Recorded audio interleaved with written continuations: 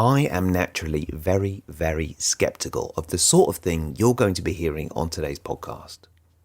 But I do think it's important to be skeptical, but also suspend disbelief. And that's why you're going to hear something quite different. You're going to hear me try something new on today's podcast, and then you can make your mind up. Hi, I'm Tony. I'm an author, presenter at Sky Sports, and years ago I went to the jungle and got ill. Very ill. So this is my podcast adventure to find more energy. It's packed with biohacking, science, health tech, supplements, and some of the most well-known experts on the planet. This is something I spent 4 months of my life doing with electrodes glued to my head so that you can do a lifetime worth of meditation. Decide what you don't give a fuck about, which is something you don't care about. Some of it gets quite out there. I had some stem cells sent up to my house that I had stored, and then I injected myself with mannitol. And we even hack hangovers. Alcohol is poisonous. So is water and oxygen in the wrong dosage. So that's my podcast, Zestology. Live life with energy, vitality, and motivation. Hello again. Today's podcast is quite out there, really. Health tech entrepreneur and author Laura Coe has been on Zestology before, and then we sort of talked topics that you've heard before on Zestology. We talked about the healthy morning routine that everybody should do. We talked about a midlife crisis prevention strategy, which was very helpful. And Laura's been very successful. She sold her health tech business for, let's just say, a tidy chunk of change, although that is putting it mildly. Then she's a successful author. And more recently, since I last spoke to her on Zestology, which is a few years ago, her life took a dramatic turn. I will leave her to describe the events, but she came across something called the Akashic Records, which is a way to deepen the connection to your authenticity, your authentic voice. As I said already in this podcast, I'm very naturally skeptical of this sort of thing.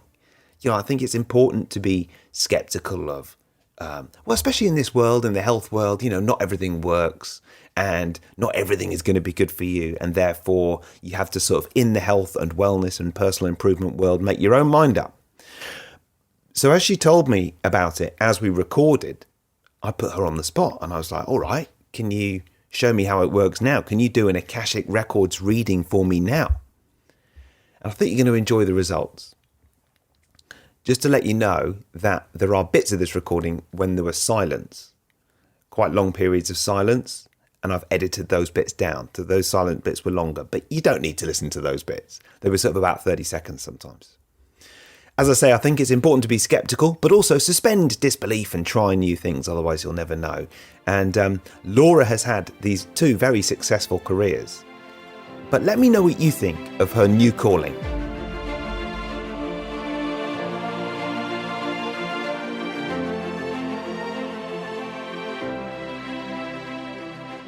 So happy to be here and see you. We were talking pre-show. We haven't talked in a couple of years. I thought it's been a long time. Few months. But. Yeah. When you say a couple of years, I think it's a lot longer than that. I think it's 4 or 5, maybe. Yeah, 5 years, maybe. Yeah. But you're definitely a Zestology repeat guest, so it's good to have you back. Thank you. But you've changed course a little bit. So I think the first question is just fill people in what you were doing the last time we spoke and what you're doing now. Yeah. Thanks for that. I've changed course. I've sort of changed course, and then some level for me, I feel like I've just gone deeper in my own course. Yeah. I was doing authenticity. I was a healthcare entrepreneur, successfully built a business. I liked what I did quite a bit. I liked building and bringing things into the world. Wasn't my passion. I was a philosophy undergrad and graduate student. So when I left the business, I sold it. I went back into the philosophy, spent a decade on authenticity, wrote a book, Emotional Obesity. How do we lose the weight in our head? The stuff that weighs us down, the things we think about that keeps us from our authentic self, our truth. And I was fascinated with this question of what's authentic? What are the thoughts that aren't? What are the behaviors that are changeable? What are the parts that are true to our nature, right? What is our essential self? What's the stuff that we learned or we just habituate around, but it's not actually true to us. And I loved what I did. I have a podcast, The Art of Authenticity, that you came on, and coach people. And then one day I woke up and it was feeling quite inauthentic, which was frightening because I don't know. I didn't want to keep doing something that didn't resonate, particularly when this is what I study and talk about. And I wondered, maybe I'm out of things to say. Maybe this is it. So I took some time to think, to figure out what the next creative step was going to be. And I left a relationship of 17 years, which was a great thing. And I went back out on the dating scene. I hadn't touched a dating app. I signed up for one, curious. The first person I meet, I had a string of dates, but the first person I meet, wild, like storybook, explosive love affair, right? Like we're just completely third date. Okay. Come undone, completely undone by this relationship in a way that it was hard to explain back then. And now I think I have more words for it, but I think I met my soulmate. Wow. And she wanted to do an Akashic record reading. And I was like, oh yeah, all right, I'll try that. Didn't know what it was, wasn't that interested, tried it. And I don't know, Tony, I was blown away. I just was blown away. The information that came through was so profoundly on point. I was telling a couple friends, I want to live in a modern minimalist apartment on the lake. I don't know why. A couple friends. I walk in, this lady, she says, so I see a modern minimalist apartment on the lake. I mean, not modern, not minimalist, modern minimalist apartment. I mean, everything I had said, she said back to me. The next reading I did, we were in New York, my partner and I, and we were in the streets of Soho. We bought a Tibetan bowl for fun. We were going to do sound therapy. And the next morning we wake up, we do an Akashic record reading in the hotel. This woman says, I see a Tibetan bowl and sound therapy. And we're like, come on, we just bought that in the streets of Soho yesterday. There's no way that anybody would know these things. Right. And she starts dropping not just these little truths about my life like that, but these uncanny truths about me. Like, I see a book in you. I know you have a life's work you want to write. She tells me about my son, about this relationship I'm in such detail.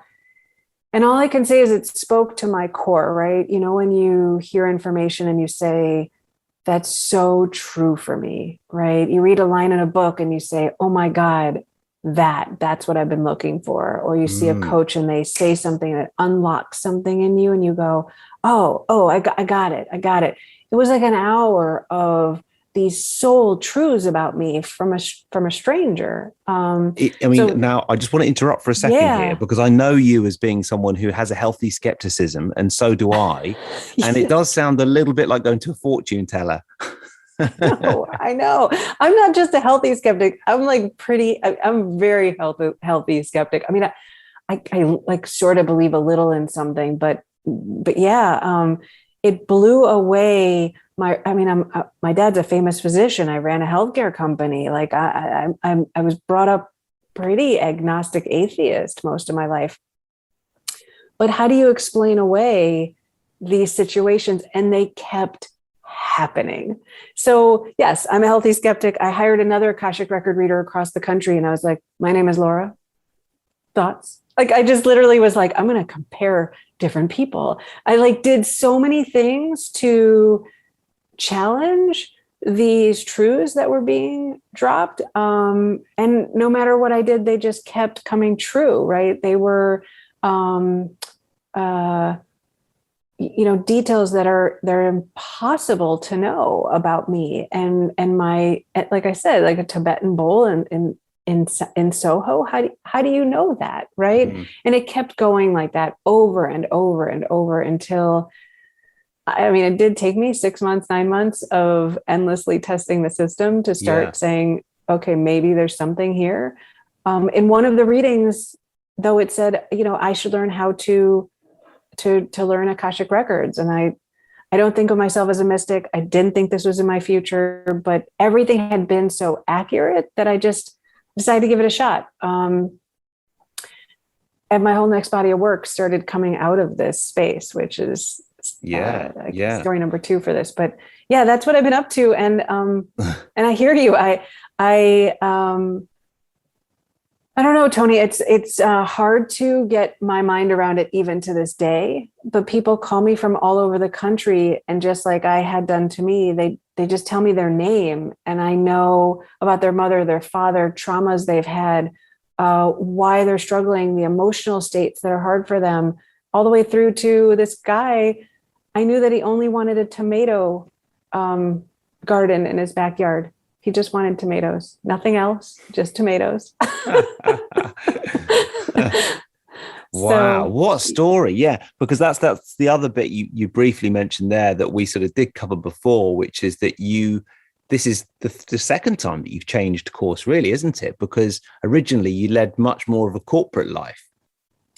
Yeah, I was an entrepreneur for 15 years, built and sold a healthcare company, creating IT models for people with chronic illnesses, and we were the first company to programmatically approach chronic illness. Yeah. So you're very confident at changing course and just sort of going with the flow and seeing what happens. Yeah, philosophy was the love, right? I was kind of a kid who didn't really have an interest in school. I liked a few things, but loved philosophy, loved graduate school. I didn't want to be a professor. So I did entrepreneurship, not knowing what else to do with this degree, because it's hard to think of what to do with philosophy. But when the internet came out, I was able to create a life with applied philosophy. And, it's truly what I love. The spirituality stuff has always been a bit bristly for me. I want to say that I believe in it, something, but truthfully, it was really vague for me until I found this modality. Okay. Well, we need to know, what is the Akashic Records and how is it going to benefit us? Yep. I know. I didn't even know what it was. Did I even say it right? Yes, Akashic. Yeah. The Akashic realm has been around for thousands of years. The Old Testament, New Testament, the Book of Life, right? We hear about that. I never paid attention, but apparently that's your soul's history. That's what the Book of Life is. It's your book of your soul's history. Okay. Akasha in Eastern is the primary substance of all things. So it's been around forever.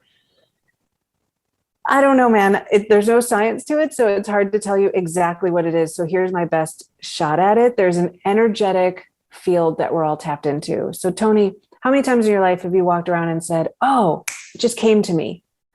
Or, right, I had creative flow today, something like that, right? Oh, yeah. Yeah. I mean, that's sort of part of the search of this podcast, to get into that sort of state more often. Yeah, right? Yeah. Or a friend says something and you're like, oh, or I went on a walk and I got it. I just got it. What are we talking about? We're not having thoughts when that happens.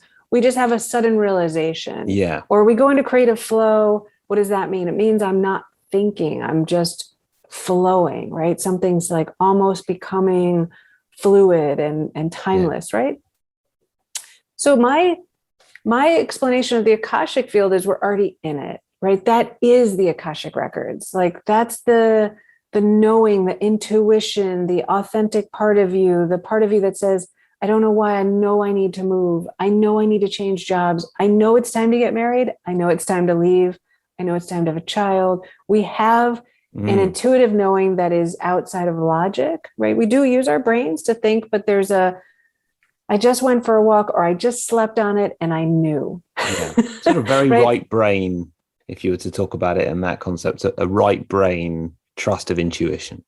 Yeah, right. When we get out of our own way, there's a sudden yes feeling. And we can't put language to that, right? It just is. So the Akashic Records is that. And the system I use allows me to get more access to it, really, right? So we used to use carrier pigeons, and now we have cell phones.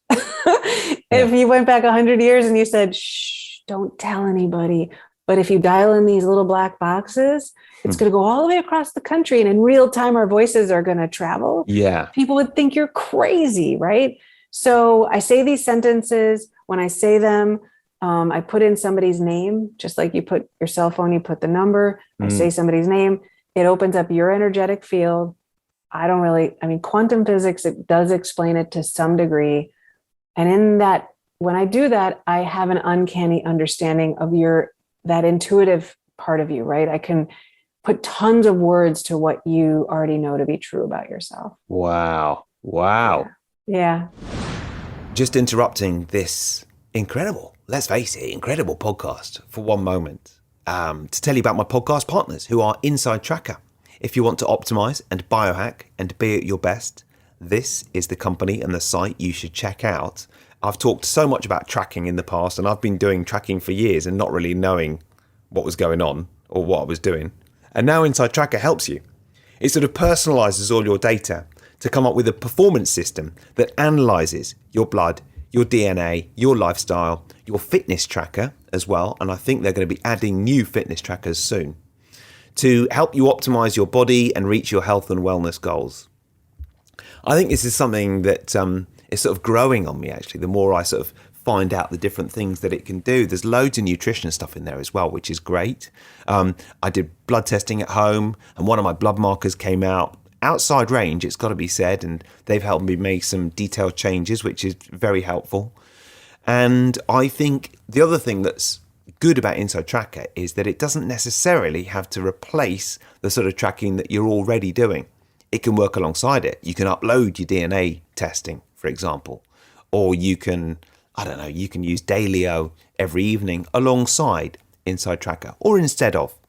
If you go to insidetracker.com/Zestology, you'll get a big discount, 25% off, and you'll find out plenty more about Inside Tracker, ultra personalized performance system that any self-respecting biohacker should check out. Now, let's suspend disbelief again and go back to the show. Yeah, I totally hear what you're saying in terms of 100 years ago, if you told somebody about a cell phone.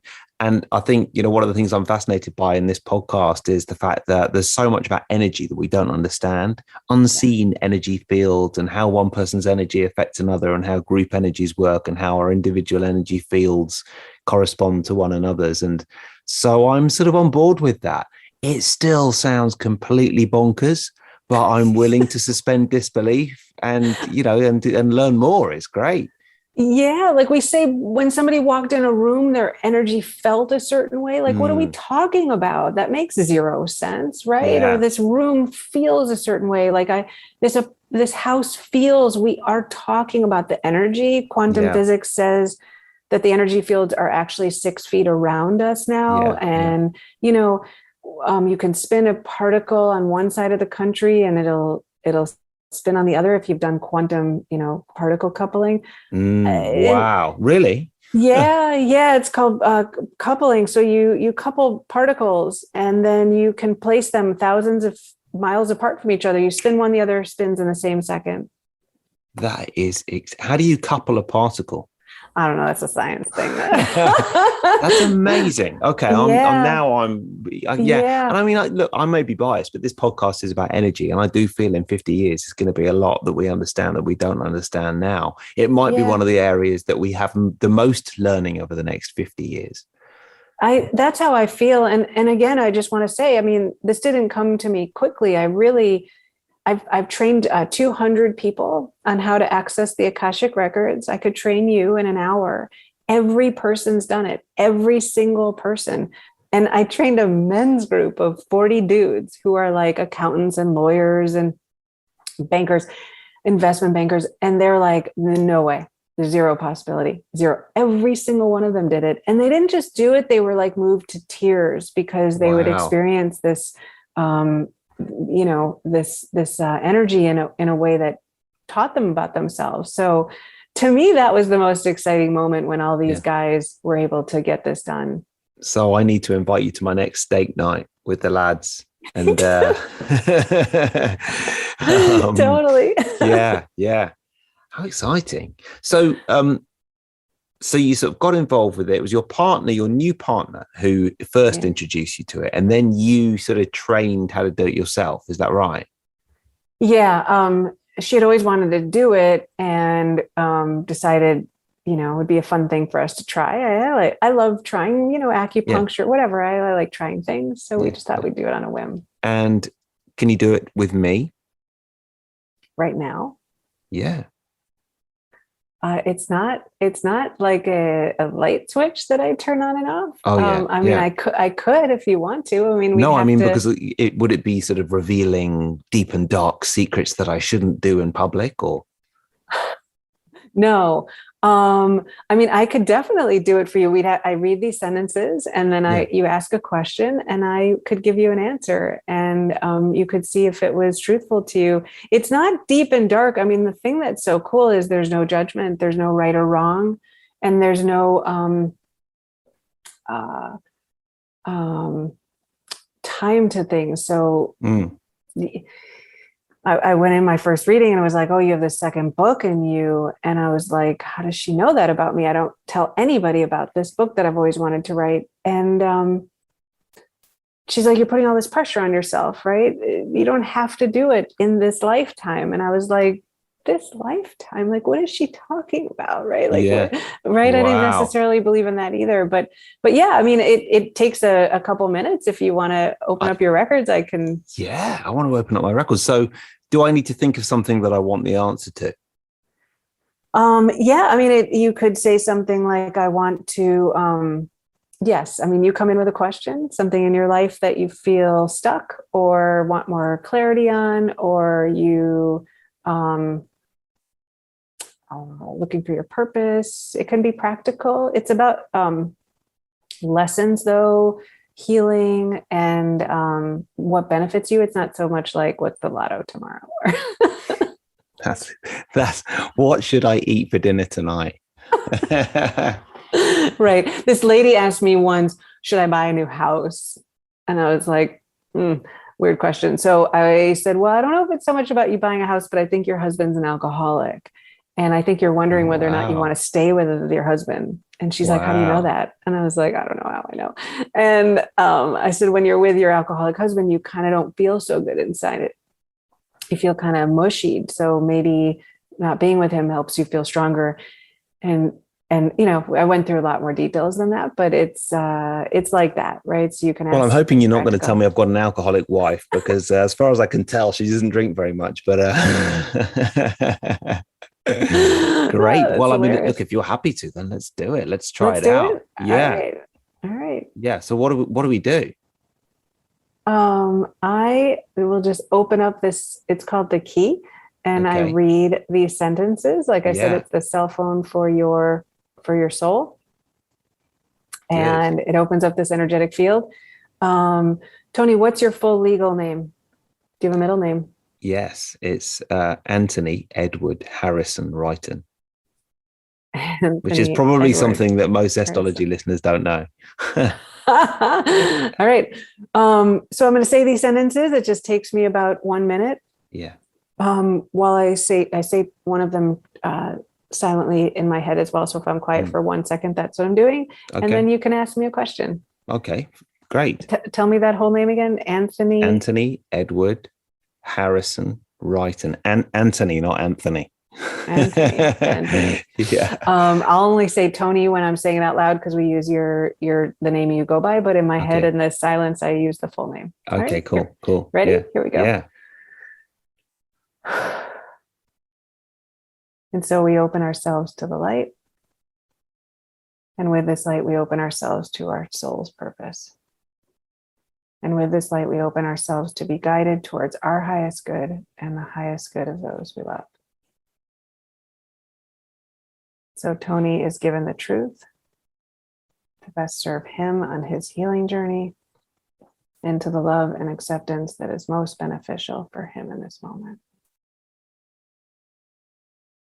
And with this light and guidance, we unlock the energy field of Tony to receive the record of his soul. All right. So what did you want to ask about? Well, I guess I could ask about my sort of slight change of life direction. As probably most listeners know, I was working in TV until fairly recently, and now I'm focusing full time on my writing and podcasting, and that's really exciting. But there's this sort of dilemma of whether to throw the kitchen sink at it and invest more in terms of, obviously I can grow a lot quicker if I can do that, but it's a bit riskier. or not invest, look after the family with the money I'd save and grow it myself? So is that the sort of question that is a good question to ask? Sure. It would just be what it's for your highest good because there's no right or wrong path in our life. It's just what is for our highest good in any moment. So I could ask it that way, if that makes sense for you. Sure. Yeah. So to invest into your company or to kind of keep the savings for your family. And is that the main point? That's it. Yeah. Okay. Yeah.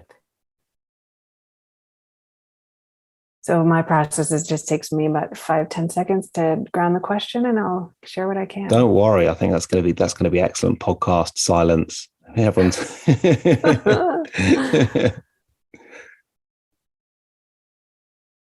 All right. So I'm going to do this in both ways. I'm going to tell you what I get when I think about you investing fully into this business and how the benefits of that for you or the drawbacks. And then we'll look at like what it means to keep it for the family and the more maybe secure path. Okay. So it's like when I ask, okay, for your highest good, if you were to invest into this business, the records come through in metaphor a lot of times. So you get these sort of images.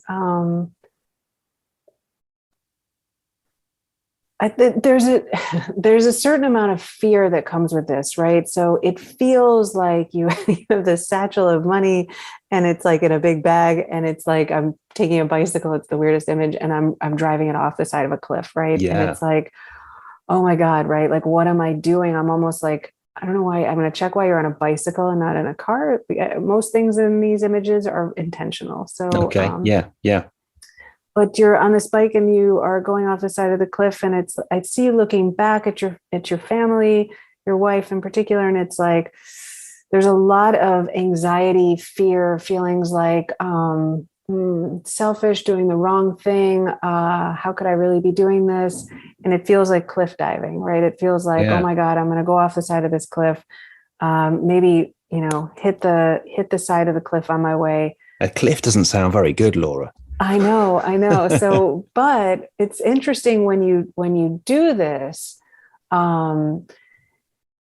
it feels like very quickly this bicycle. I'm going to check why it's a bicycle, but it's almost like you jump off this cliff, but then you start to fly, right? So even though there's this initial fear of cliff diving, you immediately start to go up and up and up. And you're really excited about it. I feel it's almost like the wind is underneath the bike and is allowing you to really move forward in a way that's really beautiful. And so I see the bike and you're going up into these clouds and you're still holding this bag of money and you're looking down and there's this whole city underneath you. And this city is, I guess it's all the people that you are helping and working with. I'm not sure what your business is, but and it's metaphoric again, but it's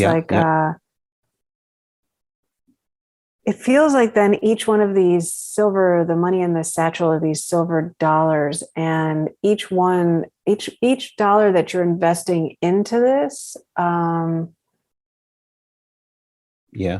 it feels like the return for you is not in the financial investment, but in the way in which you're really impacting people, right? And so there is a financial return, but it feels what you're in this for is that you invest this time and money, you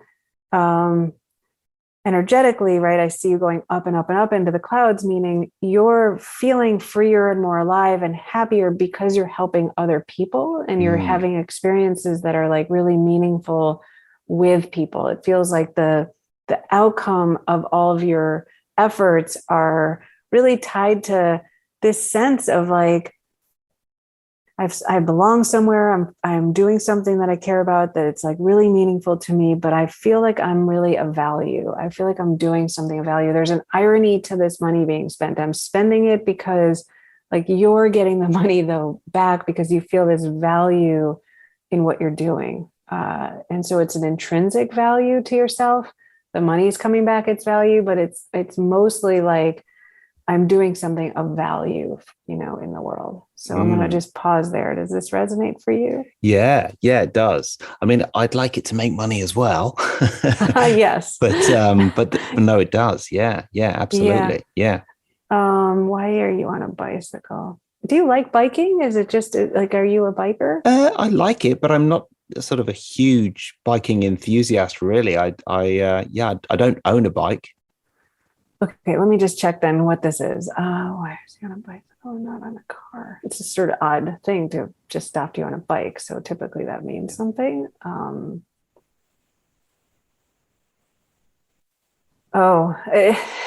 It's because like the process of doing this for you is a little like that wobbly bike feeling, right? Like it doesn't feel great to you to take this money and go down this path in this way, right? There is a lot of trepidation around how this impacts your future, your family, like what it's a lot of responsibility. It just feels really daunting. And so it's this sort of wobbly bike feeling. But as soon as you take that leap, it feels really quickly like you're going to, it's almost like, what was I worried about, right? Why did I do this? Okay. So then specifically, you want to know if the investment is going to pay off. So the records, I'm just telling you, they're not very interested in our financial rewards. It's more about your own benefit. I do really, really feel for you personally, you're benefiting on just a, intrinsic level. You just feel amazing when you do this.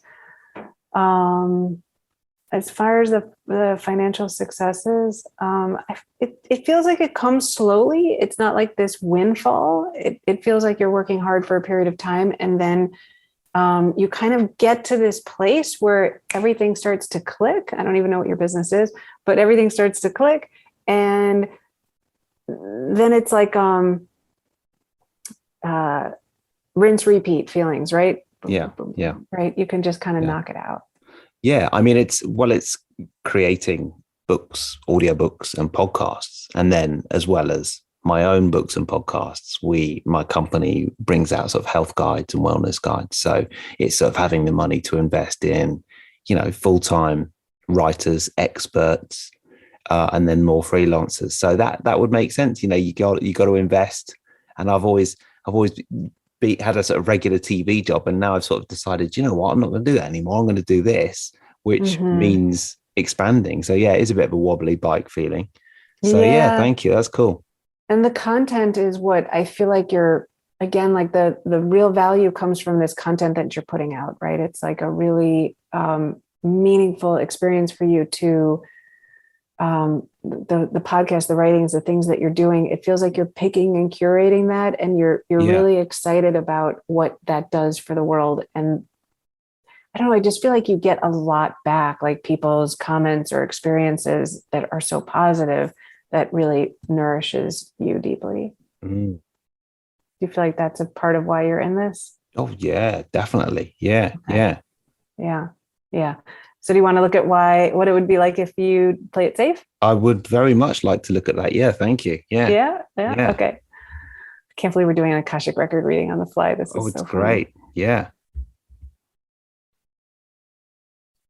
It's so cute. It's like I see you like conversely, like a little kid who stuffs something under his bed, right? Like it's like your favorite baseball mitt or something that you stuff underneath your bed for safekeeping. And it just does not feel good. It feels like you are restless and agitated, almost irritable on this path. It's just like, okay, again, the metaphor, but it's like, you stuff the baseball mitt underneath the bed, and it's like, I want to go out and play. I don't want it under there. I don't know, if you ever broken a mitt by stuffing it under your mattress as a kid, but it's like a way to break in mitts. And it's like, I see that, and it's like, I don't want to wait. I want to play. I want to do it now, right? Like this is play for you. So there's such an irritation and restlessness around the waiting.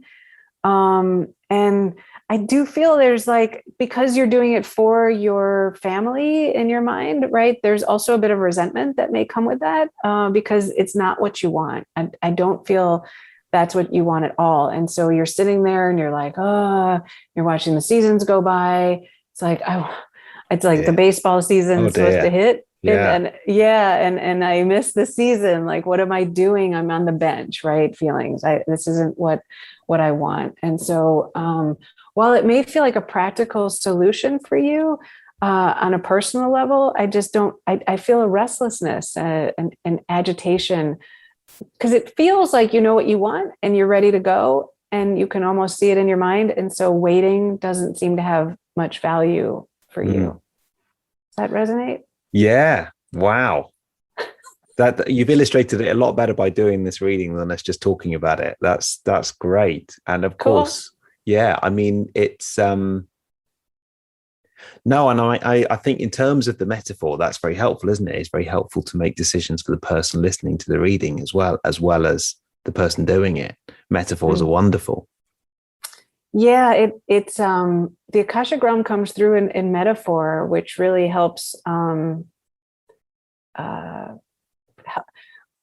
We have perspective about what we want in our life, right? Like, we often have a view, and while people, I don't know if you know this, like, what, you have best friends and you watch them making the same mistakes and you're just like, oh, it's like you're trying to tell them, dude, why don't you see this, or what have you? And people can't hear it. And so sometimes metaphor, I think, like, loosens people up. They get lost in all the dreaminess of it. And then hopefully they're a little more receptive to seeing it differently, because we wouldn't be asking if we knew the answer, right? Yeah. Yeah. I love metaphor in terms of persuasiveness and presentation skills, making a point. It's just so much easier. Once someone starts telling you a story, you think, oh, great. Okay. And you sort of lose yourself. Yeah. And that's why it's so powerful. And obviously the moment you started telling me metaphors about being on a bike or stuffing the baseball mitt under the bed, then it's just very easy to visualize.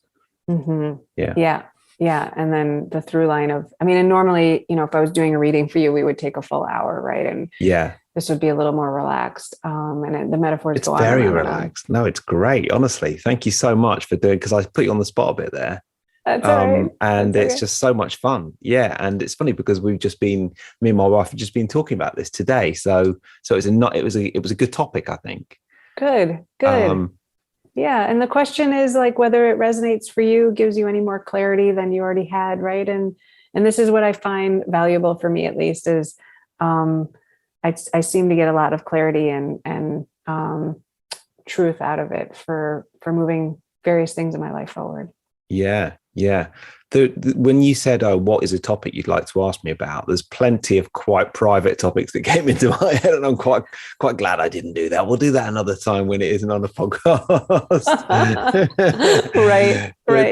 But no, I mean, nothing sort of particularly bad, but yeah, it's nice. It's something we can sort of talk about, and that's really helpful. Thank you so much.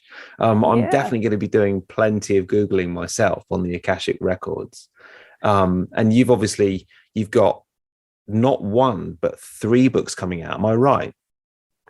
Okay. So I was sitting there one day practicing playing, journaling with it. And quite honestly, I got into an argument with my partner. She's driving me nuts. She sent me an annoying text and it was like, no expectations or something. And I was like, oh. And so I was journaling and I was like, I wrote down, what's an expectation anyways? And I got an answer that was unbelievable. And I was like, what just happened? When you're writing and you go into creative flow, it was like creative flow times 50. I just was like lost in writing, and it didn't feel like me. That's all I can say. So, I've got these 3 books coming out. There's actually 15 of them in total. In 6 months, I wrote 300 pages using the Akashic realm. I would ask questions like, what's the nature of love? What's the nature of self-love? And I would get these beautiful metaphors followed by these extremely simple philosophical answers. And while I was writing, I don't know, it was like creative flow times 10, right? It just felt like it was just flowing right through me. So yeah. Great. Well, yeah, I've already seen them on Amazon, and I know people can search for your name and they'll find them. They're on pre-order at the moment, but when are they coming out? They're coming out it's September 17th. You can actually get a copy. Okay, good. Well, hopefully, I think we will delay this until at least that date, so people can just go and buy them now. Cool. Good. Thank you. Thanks so much. I mean, listen, the two more questions then. What is one book you'd recommend, and what is one tip for living with more energy?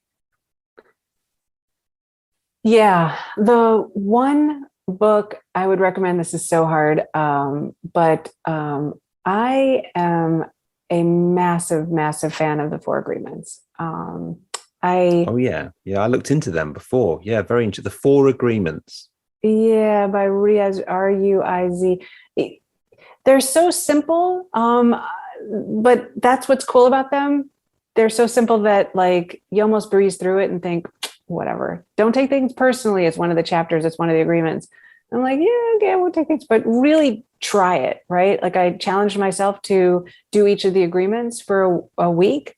It's really hard to even go one day and not take something personally. So I just think they're beautiful, concepts, and they're life-changing if you put them into practice. Yeah. Wow. Yeah. I will look into that a little bit more because I was fascinated by it when I investigated. Yeah. He right. And it's so easy. It's one of the few philosophy books that I feel like anybody can read and get value from. Yeah. And your other question was, what brings me energy? Is that what would you recommend? What is one tip for more energy? Apart from chaining atoms or whatever it was you were talking about, which is a fascinating concept.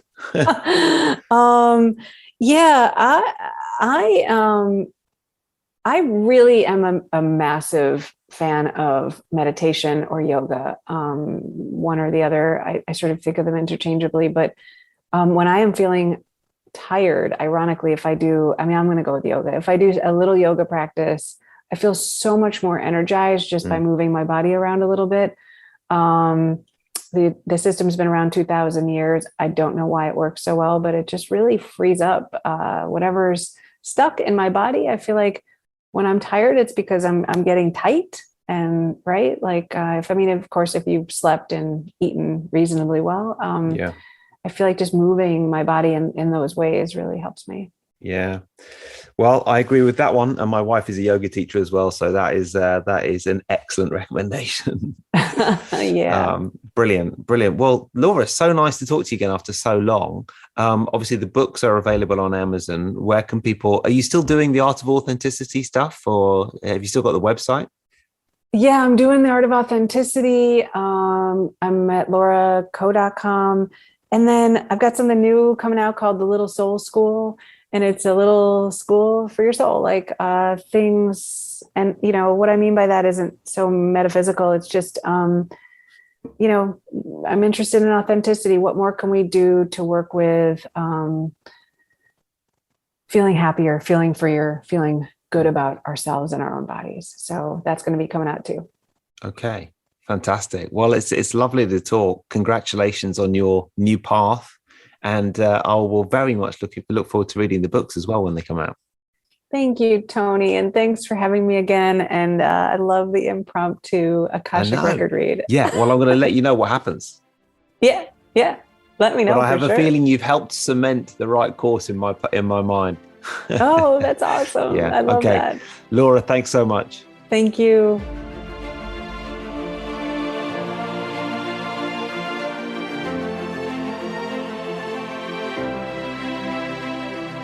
That is it for today's Zestology. Just before I go, if you want to optimize and biohack and be at your best, it's worth doing some detailed health testing. Yes, we're going from the craziness of today's podcast, the Akashic Records. I mean, it has been so entertaining, hasn't it? But something quite different. And now we're on slightly more familiar territory before we finish, because biohacking wise, I've been using a company that can do it all at home. This is my podcast partner for today, and it is Inside Tracker, an ultra personalized performance system that analyzes data from your blood, DNA, lifestyle, and fitness tracker to help you optimize your body and reach your health and wellness goals. And I love the fact that they will send tests to your house. You can do it from the comfort of your own home. And I get a bit of a mental block about testing at home, but this is pretty much the easiest test I've ever done at home. Sometimes tests will gather dust for ages at my house, but not this one. So you can go to insidetracker.com/Zestology for 25% off and a cheesy picture of me. And you'll find out more about Inside Tracker as well.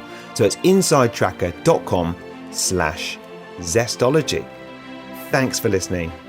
I'll see you next time.